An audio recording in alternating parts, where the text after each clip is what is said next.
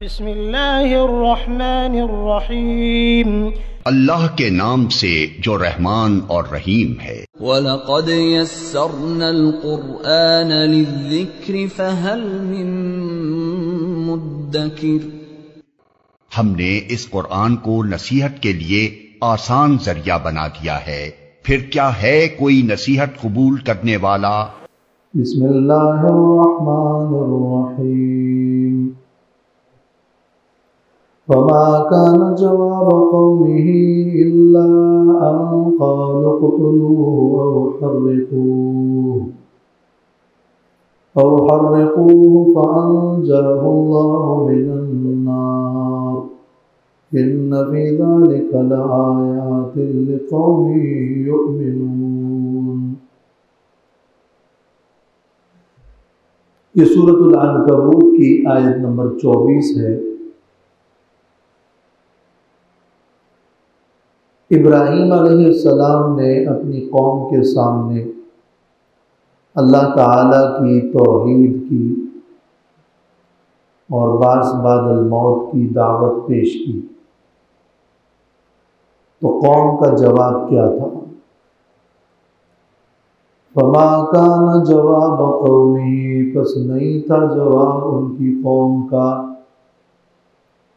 इल्ला अन, मगर यही जवाब था, क़ालू, कि वो कहने लगे, उक़्तुलूहु, इनको कत्ल कर दो, औ हर्रिक़ूहु, या इनको जला दो, फ़अंजाहुल्लाहु मिनन्नार, बस निजात दी अल्लाह ने, बचा लिया अल्लाह ने उनको आग से। इन्न फ़ी ज़ालिका लआयातिन लिक़ौमिन युमिनून, बेशक इसमें अलबत्ता निशानियां हैं उस कौम के लिए जो ईमान लाते हैं। इब्राहीम अलैहिस्सलाम की दावत के जवाब में कौम के लोगों ने कोई दलील पेश नहीं की, बल्कि तशद्दुद पर उतर आए, और जब दलील का कोई जवाब नहीं होता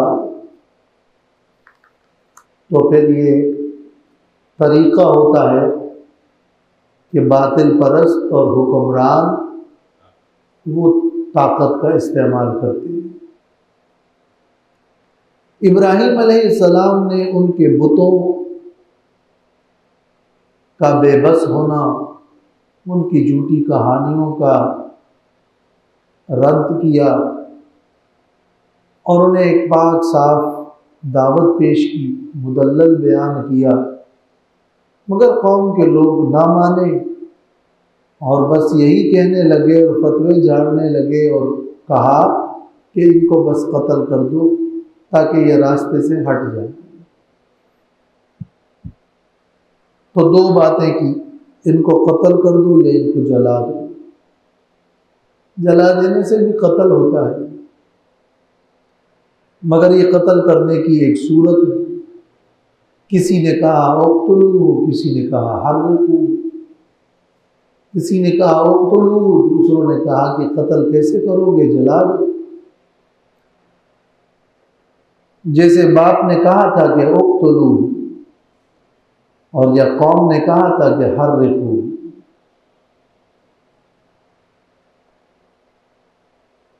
तो मकसद दोनों का एक ही।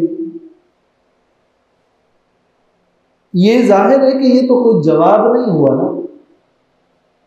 यहाँ जो कहा जा रहा है कि फमा कान जवाब कौमी, कौम का जवाब नहीं था मगर यही था, तो ये तो कोई जवाब नहीं है, मगर इसको जवाब कहा, यानी कौम के लोगों को खामोश रहना चाहिए था, मगर खामोशी के बदले उन्होंने जवाब दिया। ये जवाब दलील के मुकाबले में दलील नहीं है, बल्कि ये खामोशी के मुकाबले में जवाब है, इसलिए इसको जवाब कहा। यानी उनके पास और क्या था, कोई दलील तो नहीं थी, बस उनका जवाब और क्या होना था, यही होना था, तो वो यही कहते थे। इन्न फी ज़ालिका लआयातिन लिक़ौमिन युमिनून। इस वाक़े में अलबत्ता बहुत सारी निशानियां हैं यकीन करने वालों के लिए। इब्राहीम अलैहिस्सलाम का ये वाक़या, उनकी दावत, उनको आग में डाला जाना, अल्लाह का आग को हुक्म देना कि कूनी बरदम व सलामन अला इब्राहीम, और आग का उनके लिए गुले गुलजार बन जाना और उनकी निजात, ये एक ऐसा वाक़या है कि इसमें इबरत की बहुत सारी बातें हैं।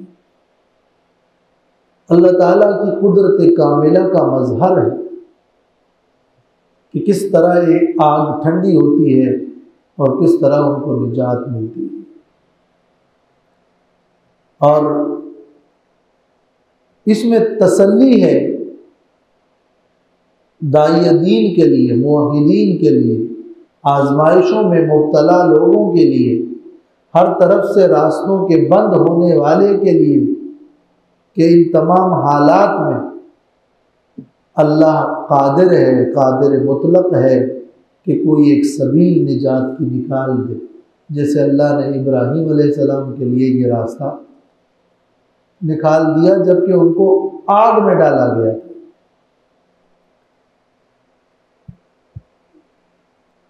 तो जाहिर है कि आजमाइशों की सूरत है और इब्राहीम अलैहिस्सलाम का जिक्र हो रहा है, तो ये एक इबरतनाक वाक़या है और इसमें कई पहलू हैं निशानी के, यानी इसमें तसल्ली भी है और इसमें निजात के और अल्लाह की कुदरत के और मौजिज़ात के इजहार की बातें हैं। वक़ाल इन्नमा इत्तख़ज़्तुम मिन दूनिल्लाहि अवसानम मवद्दत बैनिकुम फिल हयातिद दुनिया। और फरमाया इब्राहीम अलैहिस्सलाम ने, बेशक बनाया है तुमने अल्लाह के अलावा माबूद बुतों को माबूद, मवद्दत बैनिकुम फिल हयातिद दुनिया, अपने मोहब्बत का ज़रिया दुनिया की ज़िंदगी में। सुम्मा यौमल क़ियामति यकफ़ुरु बअदुकुम बिबअदिन, फिर क़यामत के दिन इनकार करेंगे तुम में बाज़ बाज़ के। व यलअनु बअदुकुम बअज़ा, और लान करेंगे तुम में से बाज़ बाज़ पर। व मअवाकुमुन नार, और तुम्हारा ठिकाना आग होगा। व मा लकुम मिन नासिरीन, और नहीं होगा तुम्हारे लिए कोई भी मददगार। ये इब्राहीम अलैहिस्सलाम की शुजाअत और बहादुरी का बयान है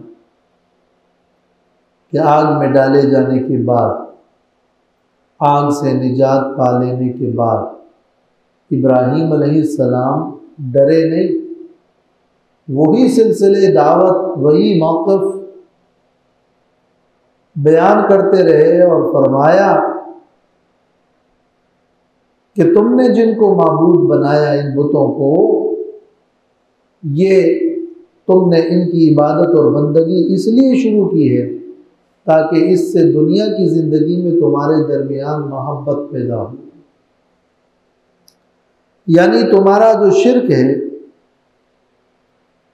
और तुम्हारा बुत परस्ती करना है, इसको तुमने अपनी मजहबी हम आहंगी का ज़रिया बनाया कि हम सब जब इस मज़हब पर मुत्तफ़िक़ होंगे तो ये बुतों की बंदगी और इस मज़हब में इत्तिफ़ाक़ हमारी दुनिया के मामलात में मोहब्बत का ज़रिया होगा। और अपने खुदाओं के बारे में और देवी और देवताओं के बारे में ऐसा बातिल अक़ीदा तो मुशरिकीन का है भी।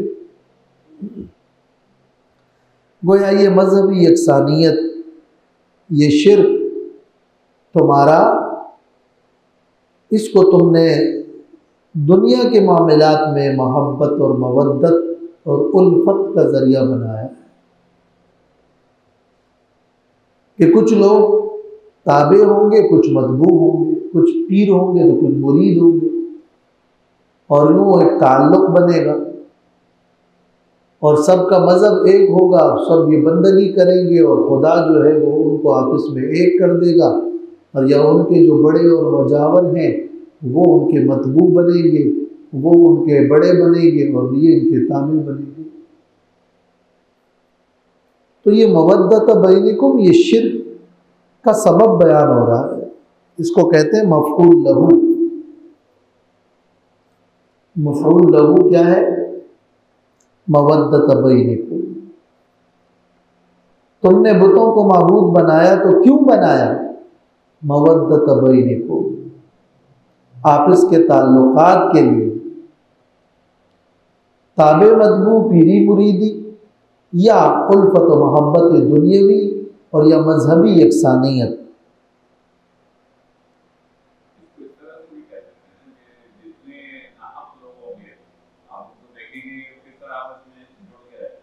जी, इसमें यही मकसद है कि जब सोच और फिक्र एक होती है और सारा मुआशरा किसी एक नहज पर होता है, तो तुम फिर उस मौक़िफ़ को इख्तियार इसलिए करते हो ताकि मैं उस मुआशरे के रंग में रंग जाऊँ और वहाँ के फ़वाइद से मुस्तफ़ीद हो जाऊँ। वरना अगर मैं कोई मुखालिफ मौक़िफ़ इख्तियार करूँगा तो फिर मेरे सामने ये फ़वाइद मुझे नहीं मिलेंगे और मैं जी नहीं सकूँगा। तो उन मुशरिकीन के शिर्क के साथ तुम्हारी मुआफ़क़त इस वजह से नहीं है कि उनके पीछे कोई दलील कार फरमा, बल्कि ये इसलिए है ताकि तुम्हें तुम्हारे दुनियावी फ़ायदे हासिल होते रहे और तुम्हारे ताल्लुकात के शिरकिया इस्तिवार हो। इस मवद्दत बैनिकुम का एक मतलब ये भी बयान हुआ है कि ये शिर्क जो तुम करते हो ये असल में एक दूसरे की मुआफ़क़त और एक दूसरे की मोहब्बत में करते हो। यानी दोनों मतलबों में ज़रा बारीक फ़र्क है। तुम्हारा शिर्क और मज़हब में इत्तिफ़ाक़, उसको तुमने सबब मोहब्बत बनाया, या तुम्हारी मोहब्बत सबब बनी है शिर्क के लिए। तो एक सूरत में गोया ये मवद्दता जो है यही गायत और मकसद है कि तुम उस मवद्दत को हासिल करना चाहते हो, और दूसरी सूरत में ये जो मवद्दत है वो इल्लत है और वो वजह है तुम्हारे शिर्क के लिए। एक सूरत में उसको मालूल कहते हैं और दूसरी सूरत में उसको इल्लत कहते हैं। मोहब्बत के लिए शिर्क करते हो या शिर्क के लिए मोहब्बत करते हो?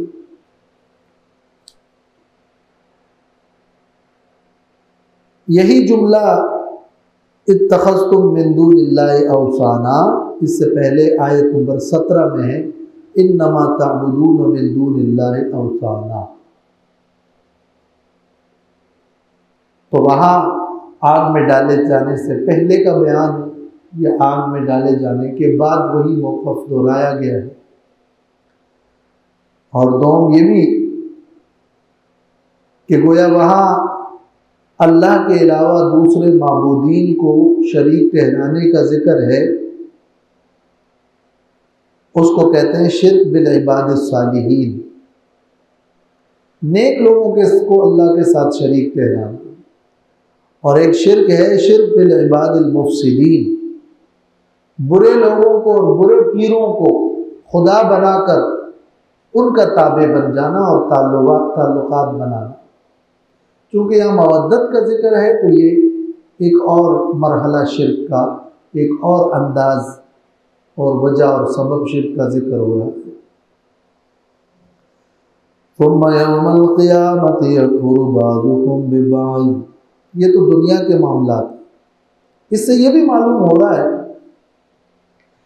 कि अगर किसी इत्तेहाद और किसी इत्तेफाक के नतीजे में तुम्हारा दीन और तुम्हारा अकीदा ज़ाया हो रहा हो तो वो मवद्दत किसी तरह भी मुफीद नहीं है, मतलूब नहीं है, मकसूद नहीं है। मवद्दत और मोहब्बत तो वो मकसूद है जो कार खैर में हो और जो जिससे दीन और अकीदा ज़ाया ना हो, वरना दीन और अकीदा ज़ाया हो रहा हो और मवद्दत हासिल हो रही हो तो वो मवद्दत कोई नाफे नहीं है। क़यामत के दिन क्या होगा? यकफुरु बाज़ुकुम बिबाज़, बाज़ का इनकार करेंगे और बाज़ पे लान करेंगे।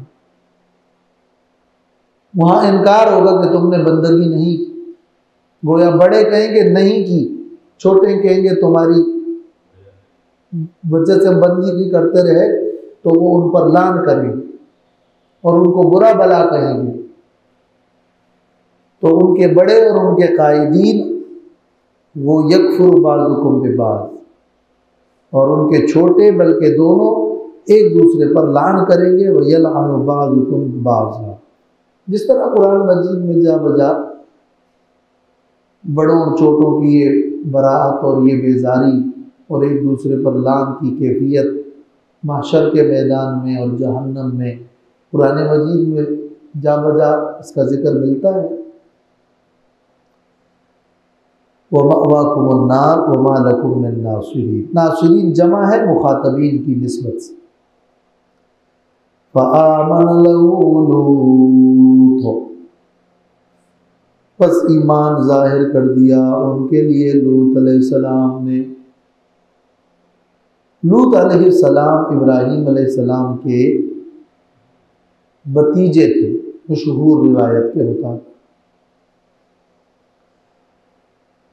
और जब उन्होंने देखा कि इब्राहीम अलैहिस्सलाम आग की इस इब्तिला में आजमाइश में मुब्तला हुए और आग से निजात पाई, तो सबसे पहले उन पर अपने ईमान का इजहार करने वाले लूत अलैहिस्सलाम थे। इसका ये माना नहीं है कि लूत अलैहिस्सलाम इससे पहले माअज़ल्लाह मुशरिक थे, शिर्क पर कायम थे या शिर्क करते थे और अब जाकर ईमान लाए, बल्कि इसके दो मतलब हैं। एक मतलब तो ये है कि अपने ईमान को इस मौके पर आकर उन्होंने अब जाहिर भी कर दिया, तो ये ईमान का इजहार है। और दौम ये कि फ़आमन लहू लूत, उनका मतलब ये है कि अब इब्राहीम अलैहिस्सलाम जो मुशरिक तौहीद पर तो वो कायम थे ही, लेकिन इब्राहीम अलैहिस्सलाम के इस वाक़े के बाद उनके तमाम जमी मकालात में उनके मुनक़ाद और ताबे बन गए। अगरचे वो मुवहिद पहले भी थे, लेकिन अब तो जमी मामलात और मकालात में इब्राहीम अलैहिस्सलाम के ताबे और इताअत गुज़ार बन गए। तो ये गोया तकमील है फुरूआत में, उमूरे जुज़इया और फ़रइया में, न कि उसूली अक़ीदे में, कि उस उसूली अक़ीदे में हर नबी मुवहिद ही हुआ करता है। वक़ाल इन्नी मुहाजिरुन इला रब्बी, और फरमाया इब्राहीम अलैहिस्सलाम ने या लूत अलैहिस्सलाम ने, दोनों की तरफ हो सकता है जबी का मतलब, इन्नी मुहाजिरुन, बेशक मैं हिजरत करने वाला हूँ, इला रब्बी, अपने रब के लिए। ये फ़आमन लहू में फ़आमन बिही नहीं है, फ़आमन लहू। बाज़ उलमा कहते हैं फ़आमन बिही या फ़आमन लहू का मतलब एक ही होता है। इसी तरह इन्नी मुहाजिरुन इला रब्बी है, ले रब्बी और इला रब्बी एक ही मतलब है, रब के लिए। लेकिन फ़आमन बिही से फ़आमन लहू में एक माने का इजाफा है। लूत अलैहिस्सलाम उन पर ईमान लाए और ईमान का इजहार किया, और साथ में लहू उनके ताबे भी बन गए। और इला रब्बी में रब की रज़ा के लिए हिजरत करने के साथ साथ ये माना भी है कि उस जिहत की तरफ हिजरत की जिस तरफ अल्लाह ने उन्हें हुक्म दिया, रब के लिए भी, लेकिन रब के हुक्म के मुताबिक और रब की मर्जी और मंशा के मुताबिक उस जिहत पर भी हिजरत की। तो इला रब्बी यानी इलल जिहतिल्लती अमरनी रब्बी इन्नहु हुवल अज़ीज़ुल हकीम, बेशक वो अल्लाह गालिब है और हिकमत वाला है। हालात तो आते हैं, उसमें अल्लाह की हिकमत है, मगर ज़बरदस्त और गालिब अल्लाह ही है और वो अपने कामों पर कादिर है और जो करना चाहता है कर सकता है।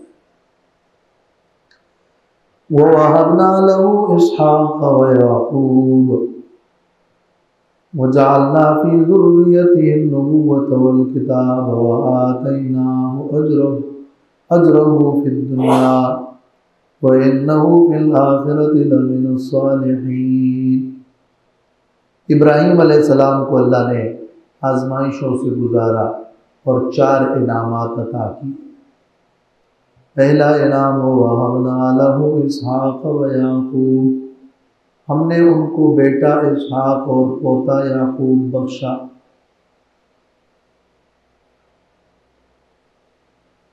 तो बेटा दिया ये भी इनाम, पोता दिया ये भी इनाम, और इसका मतलब ये कि उम्र ज़्यादा होगी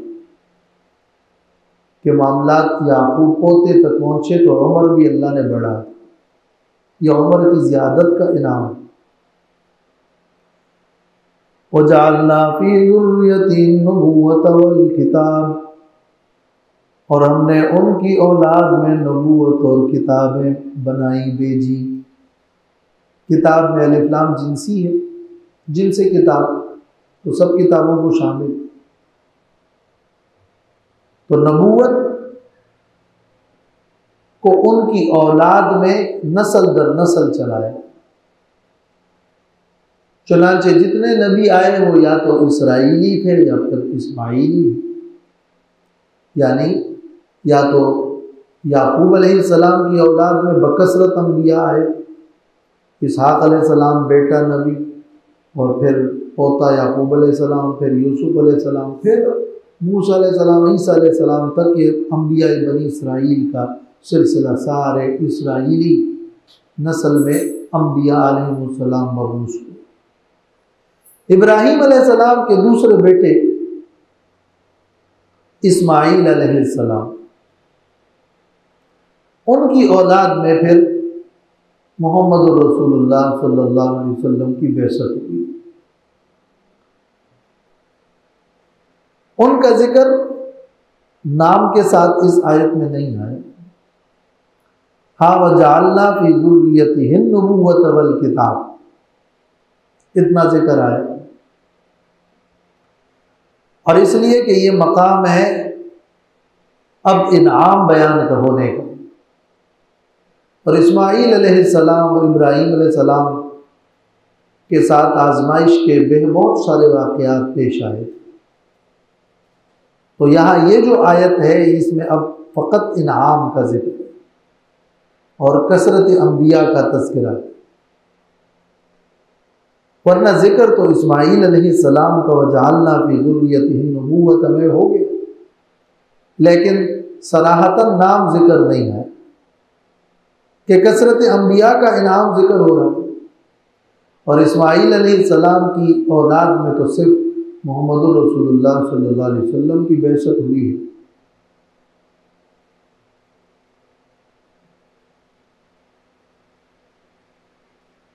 इसलिए बाद उलमा कहते हैं कि मिर्ज़ा कादियानियों को भी अपने नसब जो है वो फिर इब्राहीम अलैहिस्सलाम से साबित करना पड़ेगा, जो नहीं साबित कर सकते।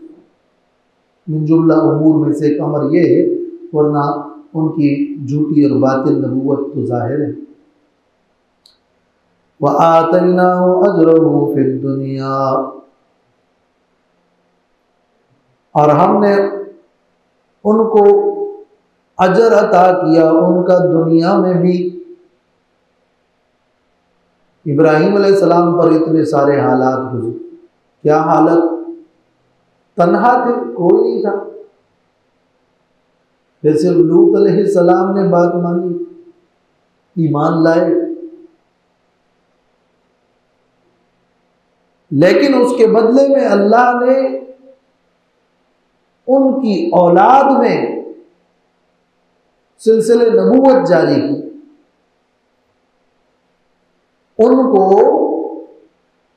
तन्हाई में इतनी आजमाइशें पेश तो आई, रिश्तेदार सारे उस वक़्त दुश्मन बने, हत्ता के बाप ने उनको धमकियां दी, लेकिन हालात के गुजरने के बाद अल्लाह ने उनकी औलाद में नस्ल दर नस्ल नबियों को चलाया, बल्कि सिलसिले नबूवत को ही उनकी औलाद में रखा। वो शुरू में तो इतने गुमनाम थे, जो सूरतुल अंबिया में पढ़ा है कि बुतों को तोड़ा तो लोगों ने कहा ये एक जवान ने किया है जो हमारे बुतों का जिक्र करता था, युकाल लहू इब्राहिम, उसको इब्राहिम कहा जाता है। लोग तारुफ करा रहे थे, वो ऐसे गुमनाम थे और एक हालत ये थी, मगर अल्लाह ने उनको इन आजमाइशों से गुजरने के बाद वो मकाम अता किया कि उनके नाम की निस्बत, उनकी इज्जत और उनके मकाम और जलाल को सब ने अपने लिए बाइस फख्र और इफ्तिखार समझा। यहूदी हो या ईसाई हो या मुशरिकीन अरब हो और मुसलमान तो असल है ही, सब इब्राहीम अलैहिस्सलाम को अपना अजीम मुक्तदा तस्लीम करते हैं। तो ये नेकनामी का वो अजीम रुतबा है जो फिर उनको मिला।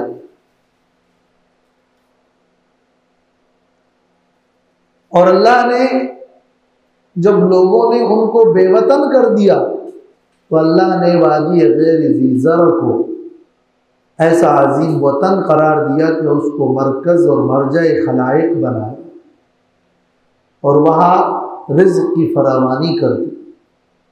ये सारी नेमतें हैं जिसको अल्लाह ने फरमाया कि वातैनाहु अजरहु फिद दुनिया, तसल्ली है आजमाइशों के बाद, इनाम है।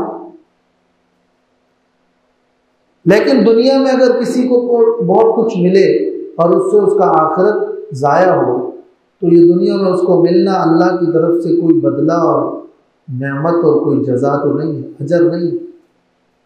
अजर तो वो है कि उसका आखिरत ज़ाया ना हो। इसलिए फरमाया नंबर 4, व इन्नहु बिल आखिरति लमिनस सालिहीन, ये दुनिया में उनको अजर मिलना ये तो एक ख़ास हिस्सा है। वो अजर जो उनको मिलना था वो मिला, क़यामत तक उनका जिक्र खैर जारी है। दुरूद में नबी करीम सल्लल्लाहु अलैहि वसल्लम पर दुरूद पढ़ते हुए भी इब्राहीम अलैहिस्सलाम का नाम आता है। अल्लाहुम्मा सल्लि अला मुहम्मद व अला आलि मुहम्मद कमा सल्लैता अला इब्राहीम व अला आलि इब्राहीम इन्नका हमीदुम मजीद। अल्लाहुम्मा बारिक अला मुहम्मद व अला आलि मुहम्मद कमा बारकता अला इब्राहीम व अला आलि इब्राहीम इन्नका हमीदुम मजीद व आतैनाहु अजरहु फिद दुनिया। लेकिन आखिरत का अजर वो कम नहीं और ज़्यादा हुआ है कि वो आखिरत में भी अलबत्ता सालिहीन के आला और कामिल दर्जे पर फायज़ हैं और सालिहीन के आला मकाम पे, जो कि अंबिया है, जो कि जन्नती है। सालिहीन का बड़ा होता है। यानी 4 जो दरजात बयान हुए हैं, मिनन नबिय्यीन व सिद्दीक़ीन व शुहदा व सालिहीन, तो उसमें सालिहीन तो 4था दर्जा है। यहाँ मिनस सालिहीन क्यों कहा? तो 2 मतलब है। एक मतलब है लमिनस सालिहीन, एक सालिह फिद दुनिया है, एक सालिह फिल आखिरत है। सालिह फिद दुनिया में तो नबी का दर्जा सबसे बड़ा है और फिर दुनिया में सालिह दर्जा आखिर में है, यानी 4था है। लेकिन आखिरत में सालिहीन का मतलब है जन्नती और बमाना फाइजीन, तो लमिनस सालिहीन यानी लमिनल फाइजीन, ये सालिह फिल आखिरत। तो 4था दर्जा जो सालिह का है वो तो फिर दुनिया है, ये सालिहीन फिल आखिरत। और दोम ये कि स्वालिहीन तो सब ही हैं, अम्बिया और स्वालिहीन में आला दर्जा है। तो इसका ये माना नहीं है कि अम्बिया स्वालिहीन में शामिल नहीं है, बल्कि व इन्नहु फिल आखिरति लमिन स्वालिहीन, यानी कामिल स्वालिहीन में से। वलूतन इज़ क़ाल लिक़ौमिही इन्नकुम लतअतूनल फ़ाहिशा मा सबक़कुम बिहा मिन अहदिन मिनल आलमीन।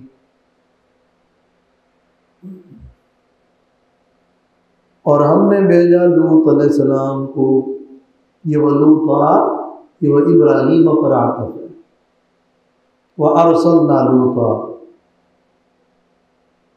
वज़कुर लूता।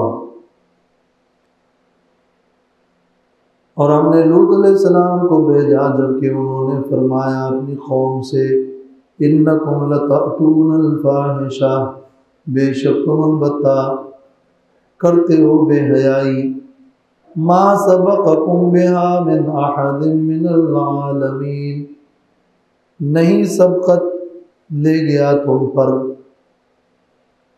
इस बेहयाई के साथ, मिन अहदिन कोई भी, मिनल आलमीन आलम वालों में से। तुम ऐसी बेहयाई करते हो कि आलम में से तुमसे पहले वो बेहयाई किसी ने नहीं की। ये मज़ीद क़बाहत कि इस बुराई को ईजाद तुमने किया। वो ऐसा गैर फितरी अमल है, गैर फितरी फेल है कि जो तुमने ईजाद किया, अक्ल सलीम और सलीम तबीयत के लोगों ने एक अरसे दराज तक उससे तनफ़ुर किया। वो क्या, आगे उसकी तशरीह भी आ रही है। अइन्नकुम लतअतूनर रिजाल, क्या तुम आते हो मर्दों के पास। ये उस फाहिशा की तफसीर है। और दूसरी सूरत में शाहवतन का लफ्ज़ भी है कि मर्दों के साथ बदफेली करते हो। वो तक़तऊन सबीला, और तक़तऊन सबीला रास्ते काटते हो। लफ्ज़ी तर्जुमा तो ये है, माना ये कि तुम मुसाफिरों को लूटते हो, या तुम डकैती और ज़िना बिल जबर करते हो। बाज़ ने कहा है यानी औरतों को छोड़कर गोया तुम नस्ल को काटते हो, नस्ल के रास्ते को काटते हो। ये भी एक माना हुआ है, यानी लूट मार करते हो। वो तक़तऊन सबील, रास्तों को काटना क्या है, लूट मार करना। वो तअतून फी नादीकुमुल मुनकरा, और तुम करते हो अपनी मजलिसों में बुराई, यानी बुराई करना तो क्या कि वो बुराई तुम सबके सामने करते हो। फी नादीकुम खुल्लम खुल्ला फहशा और मुनकरात करते हो। और मजलिसों के अंदर लोगों का मजाक उड़ाना, सीटियां बजाना और कई मिसालें बुराइयों की तफासीर में है। ये नादी का मतलब, नादी का माना है मजलिस। वैसे मजलिस भी अरबी का लफ्ज़ है, तफस्सहू फिल मजालिस। लेकिन मजलिस का मतलब होता है कि जहाँ कई आदमी किसी गरज के लिए जमा हों और बैठें, तो उसको कहते हैं मजलिस। लेकिन वो एक अमूमी इज्तिमा है। नादी एक ऐसा इज्तिमा और ऐसी मजलिस कि जो किसी तफरीह और किसी बुराई और किसी फजूल शुगल के लिए इज्तिमा हो, मजलिस हो, उसको नादी कहते हैं। कोई तफरीह गाह या किसी क्लब और या बुराई की और गालम गलोच की कोई मजलिस हो, उसके लिए ये नादी का लफ्ज़ है। हाँ, एक लफ्ज़ नदवा है, नदवा, नदवा जो है वो किसी मिली और दीनी मुशावरत की मजलिस को नदवा कहते हैं। वो मिली और दीनी मुशावरत की मजलिस नदवा है। नादी फजूल मजलिस है और लफ्ज़ मजलिस आम है।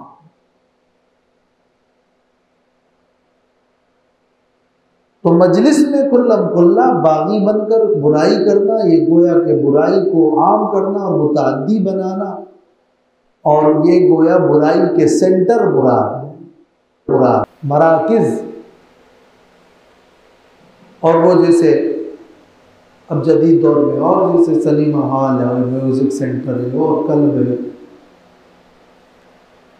फमा कान जवाब कौमिही इल्ला अन क़ालू इतना बिअज़ाबिल्लाहि इन कुन्त मिनस्सादिक़ीन। बस नहीं था जवाब उनकी कौम का मगर यही था कि कहने लगे ले आओ हमारे पास वो अजाब, अल्लाह का अजाब, अगर तुम हो सच्चों में से। ये तीसरा वाक़या है लूत अलैहिस्सलाम का, और गोया ये तीसरी किस्म की आजमाइश। और वो आजमाइश ये कि लोगों ने मजाक उड़ाया, मस्खरे किए और मुतालबा किया कि ले आओ अपना अजाब, जो करना है कर लो।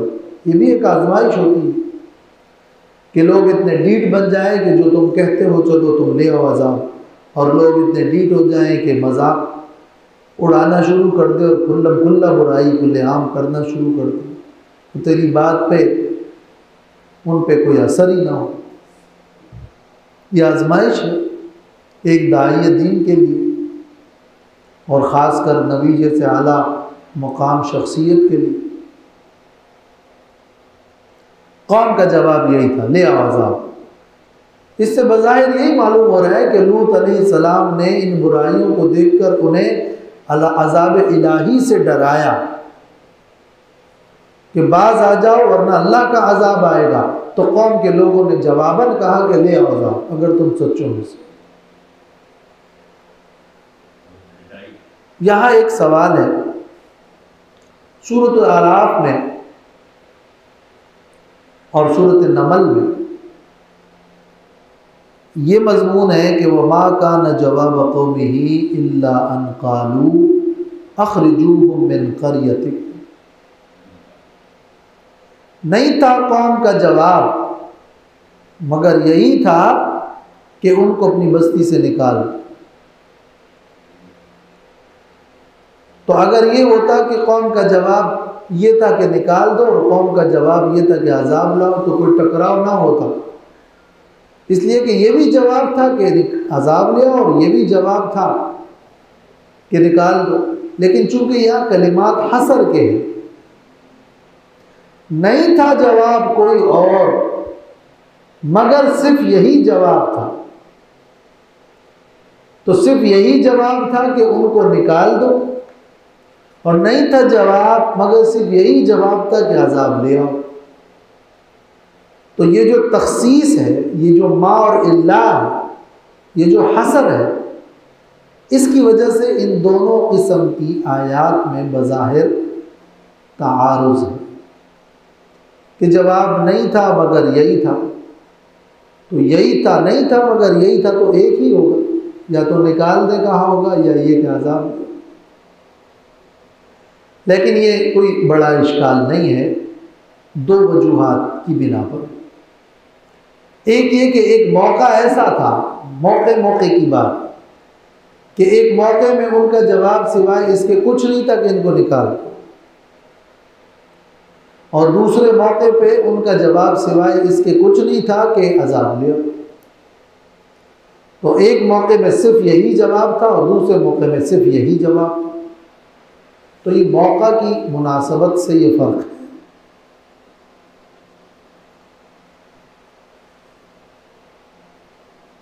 और दूसरा ये कि इसको कहते हैं हस्र इजाफी। लूत अलैहिस्सलाम के हवाले से उनका जवाब बस यही था कि इनको निकाल दो और कोई इलाज नहीं। और अपने बारे में उनका जवाब ये था कि अजाब ले आओ। तो एक जवाब है लूत अलैहिस्सलाम के बारे में और एक जवाब है अपने मुताल्लिक़। इसको कहते हैं हस्र इजाफी अरबियत में। निस्बत के फ़र्क से यह हसर हो जाना दुरुस्त है। क़ाल रब्बि अंसुरनी अलल क़ौमिल मुफ़्सिदीन,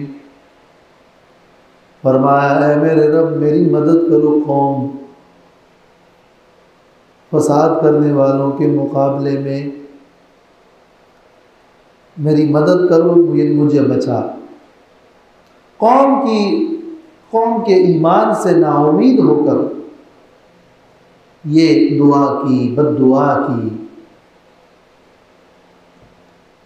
यानी दुआए शर, वो कौम की बुराई के लिए दुआ।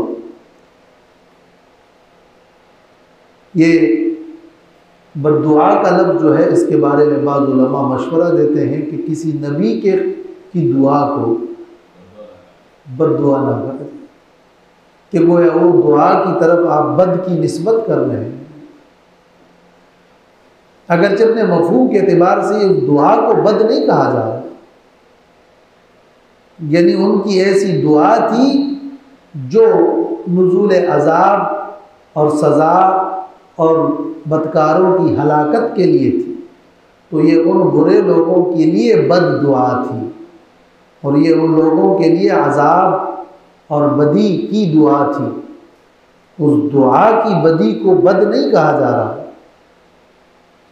तो बद दुआ, इसलिए वो दुआए शर और बुराई की दुआ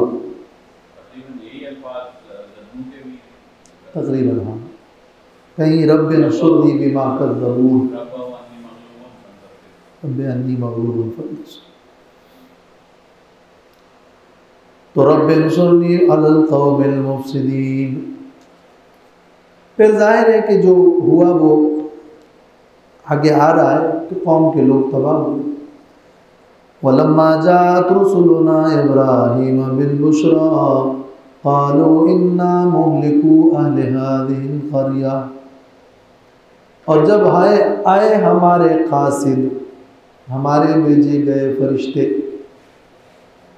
रुसुलुना से मुराद यहाँ क्या है? फरिश्ते। फरिश्ता भी रसूल है, लुग़वी माने के एतबार से पैगाम रसां है, अल्लाह की तरफ से भेजा गया है और क़ासिद है। रसूल फरिश्तों को इसलिए कहा गया है कि चूँकि उनके भेजने का मकसद एक पैगाम पहुँचाना था। लेकिन इब्राहीम अलैहिस्सलाम के ख़्याल में तो वो मेहमान थे, इसलिए सूरत हिज्र में और सूरत ज़ारियात में उनको ज़ैफ़ कहा है, ज़ैफ़ इब्राहीम, मेहमान। वो तो फरिश्ते थे, रसूल थे, मगर इब्राहीम अलैहिस्सलाम के ख़्याल में चूँकि उनके मेहमान थे कि वो एक हसीन लड़कों की सूरत में आए, इंसानी शक्ल में आए।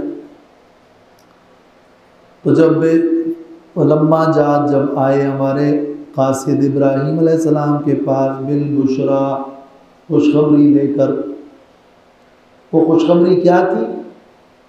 बेटे की पैदाइश, इसहाक़ अलैहिस्सलाम की पैदाइश। क़ालू, और दूसरी खुशखबरी ये थी, ये भी खुशखबरी में है असल में, लेकिन इब्राहीम अलैहिस्सलाम इस दूसरी खुशखबरी पे इब्तिदाअन राज़ी नहीं थे, वरना ये भी बिशारत नंबर 2।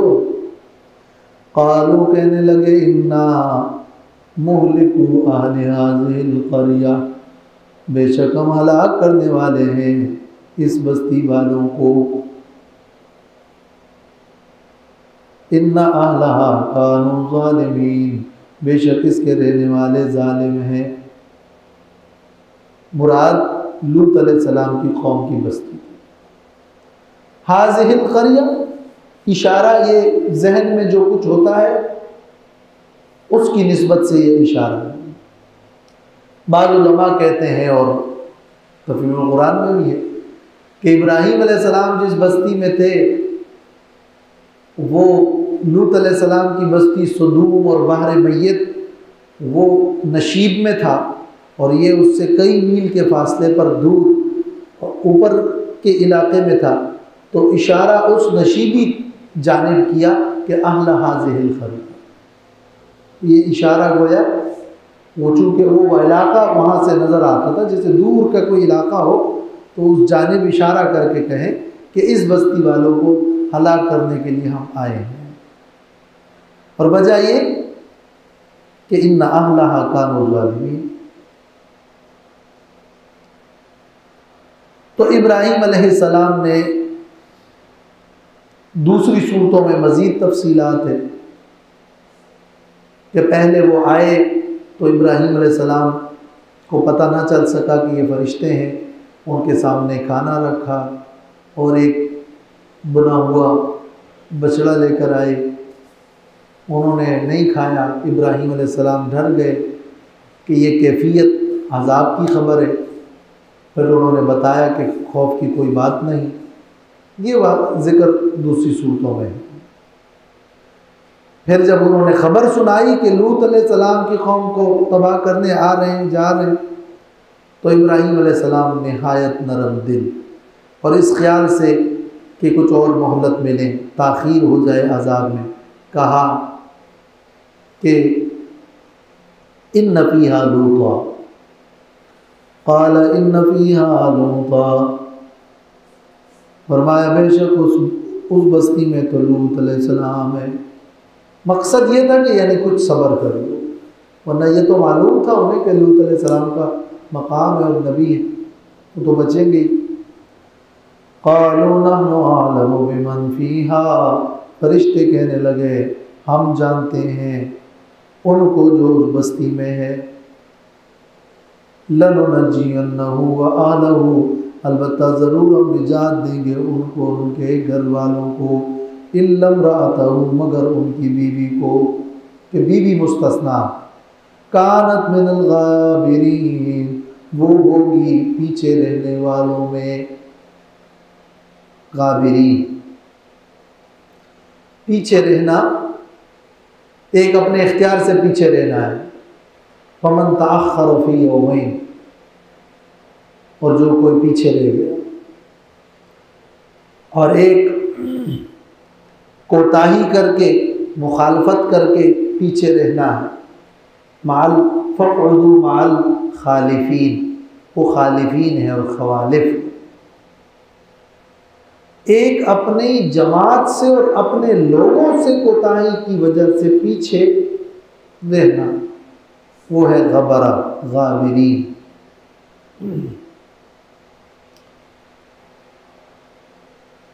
अब फरिश्तों ने कहा हम जानते हैं और हम निजात देंगे। निजात देने वाला और अलीम बिकुल्लि शै कौन है? अल्लाह है। ये उनकी ये निस्बत अपनी तरफ, निस्बत हकीकी तो नहीं है, निस्बत मजाजी है, लेकिन यहाँ ये बात जहन में रहे कि वलम्मा जाअत रुसुलुना, रुसुलुना, ये फरिश्ते रसूल हैं, भेजे गए हैं। जिनको भेजा गया होता है उनका कौल भेजने वाले का होता है, रसूल का कौल मुरसिल का कौल होता है। तो ये नहनु आलम लनुनज्जियन्नहु, ये फरिश्तों का कहना बतौर कासिद के है, वरना इल्म और निजात अल्लाह के पास। वलम्मा अन जाअत रुसुलुना, और जब आए हमारे कासिद लूत अलैहिस्सलाम के पास। वलम्मा अन जा, यहाँ अन भी आ गया। इससे पहली आयत में वलम्मा जाअत रुसुलुना, यहाँ है वलम्मा अन जाअत रुसुलुना। अन से क्या फर्क पड़ेगा?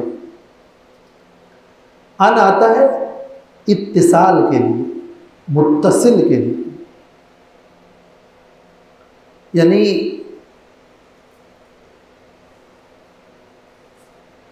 लम्मा जात रसूलुना इब्राहीम अलैहिस्सलाम के पास फरिश्ते आए तो शुरू में उन्हें पता न चल सका खुशखबरी का कि क्यों आए, क्या है, कैसे आए। थोड़ा वक्त लगा, फिर समझ गए। इसमें वक्त है, फासला है। लूत अलैहिस्सलाम के पास जैसे ही आए सी अबिहिम, वो परेशान हो गए, आते ही परेशान हो गए। ये इत्तिसाल। अन्न का मतलब ये है कि वो काम जो उसके बाद है वो मुत्तसिल हो गए। वलम्मा अन जाअत रुसुलुना लूतन सीअ बिहिम, और जब आए हमारे कासिद लूत अलैहिस्सलाम के पास, परेशान हो गए वो उनके आने से। क्यों परेशान हुए? इन मेहमानों को, चूँकि मेहमान लड़कों की सूरत में थे और कौम के लोग तो ज़िना बिल जबर और लिवातत की बीमारी में मुब्तला थे और कुल्लम खुल्ला थे, जैसे कि जिक्र हुआ। तो अब मैं अपने पास इनको न ठहराऊँ तो ये खुद गोया उनके हवाले करना है। ठहराऊँ तो ये लोग सारे मेरे पीछे पड़ जाएंगे और मेहमानों की बेइज्जती करेंगे। तो इनका आना, मेहमानों की बेइज्जती वो करेंगे, और बाहर परदेशियों के साथ उनका रवैया वैसा ही ऐसा था। तो परेशान हो गए इस वजह से। वज़ाक़ बिहिम ज़रअ, ये हालात हैं, आजमाइशें हैं, परेशान हो जाना, हालात पेश आ रहे हैं। वज़ाक़ बिहिम ज़रअ, और तंग हो गया उनकी वजह से सीना, दिल तंग हो गया। दिल तंग होना क्या है? ये ज़रअ का लफ्ज़ असल में कहते हैं, ज़रअ तो बाजू को कहते हैं, और कभी ज़रअ दिल को भी कहते हैं। यहाँ अगर ज़रअ का माना दिल है तो माना ये हुआ कि ज़ाक़ा सद्रुहु बिमजीइहिम, उनके आने से उनका सीना तंग हो गया, उनका दिल तंग हो गया। दिल तंग होना क्या है? वही सी अबिहिम। और ज़रअ का माना बाजू हो, तो बाजू तंग होना क्या है? बाजू ताकत है, ताकत तंग हो गई तो कमज़ोर होना, इसका माना फिर होगा यानी ज़ुअफ़त बिहिम ताक़तुहु। बाहर सूरत ये निहायत परेशानी और दिली तंगी महसूस करना बवजह आजज़ी और लाचारी के, कि मैं लाचार हूँ, मेरे पास क़ुव्वत नहीं, ताकत नहीं, हाथ नहीं, दिल परेशान और मुनक़बिज़ हो गया कि अब करूँ तो क्या करूँ, कि निहायत शर्म की बात। शर्म के मौके पर इंसान दिल तंग महसूस करे। वक़ालू ला तख़फ़ वला तहज़न, और कहने लगे फरिश्ते के ला तख़फ़, मत डरो, वला तहज़न, और गमगीन न होना, हमारे बारे में खौफ मत खा, और इन पर अज़ाब आएगा तो इनके बारे में गम न खा। डरो मत, गम न कर, डरो मत हम पर, गम न कर इन पर। इन्ना मुनज्जुका व अहलका, बेशक हम निजात देने वाले हैं तुझे और तेरे घर वालों को। इल्ला इम्रअतक, मगर तेरी बीवी, कानत मिनल गाबिरीन, वो होगी पीछे रहने वालों में। कानत मिनल गाबिरीन 2 बार आया। अकीदे में भी वो मिनल गाबिरीन है, तो अजाब में भी वो मिनल गाबिरीन है। पीछे क्या है? कानत मिनल गाबिरीन, बेतबार अकीदा के भी पीछे है और उन कौम के साथ है, तो अब निजात नहीं पा सकते। तो कितने बड़े लोगों की सोहबत ना हासिल हो, लेकिन अगर ईमान ना हो तो सोहबत नाफी नहीं। इन्ना मुनज़िलूना अला अहलि हाज़िहिल क़रियति रिज्ज़म मिनस समा, बेशक हम उतारने वाले हैं इस बस्ती वालों पर अजाब, रिज्ज़न, सख्त अजाब। वो चीख की अजाब है, मिनस समाए, आसमान से, कि वो चीख आसमान से होगी या वो पत्थरों की बारिश है आसमान से। और मिनस समा का ये माना भी है कि मुक़द्दरुन मिनस समा। सूरतुल बकरा में गुजरा है कि बनी इसराइल पर रिज्ज़म मिनस समा, आसमान से अजाब नाजिल हुआ और वो ताऊर का अजाब। तो उसको मिनस समा क्यों कहा है कि वो एक गैबी अजाब है जो आसमान से मुक़द्दर है, इसलिए वो एक आसमानी अजाब और आसमानी वबा। बिमा कानू यफसुकून, इस सबब से कि वो नाफरमानी करते थे। वलक़द तरकना मिनहा आयतन बय्यिना, और अलबत्ता तहक़ीक़ के साथ हमने छोड़ा है उस बस्ती में से आयतन बय्यिना, वाज़ेह निशानियाँ, लिक़ौमिन याक़िलून, उस कौम के लिए जो अक़ल से काम लेते हैं। लूत अलैहिस्सलाम की बस्ती के कंडरात या वो पत्थर जो एक वक्त तक वहाँ मौजूद रहे, और वो बहर अस्वद और बहर मुर्दार, बहर मय्यत, डेड सी, ये आयतम बय्यिना है। और कुरान मजीद में है कि वो तुम्हारे रास्ते और तिजारती रास्तों में तो वो पड़ता है। लिक़ौमिन याक़िलून, नूह अलैहिस्सलाम का वाक़या ज़िक्र हुआ तो फरमाया कि ये आयतन लिल आलमीन, ये किश्ती तमाम जहान वालों के लिए निशानी है कि किश्ती हर जगह इबरत है। और फिर इब्राहीम अलैहिस्सलाम के वाक़े में है कि लिक़ौमिन युमिनून, अभी गुजरा है, इन्न फ़ी ज़ालिका लआयातिन लिक़ौमिन युमिनून, कि वहाँ चूँकि मोमिनीन के लिए तसल्ली थी, और यहाँ चूँकि वो कंडरात एक इबरत है तो लिक़ौमिन याक़िलून, अक़ल वालों के लिए वो निशानियाँ हैं। वाह।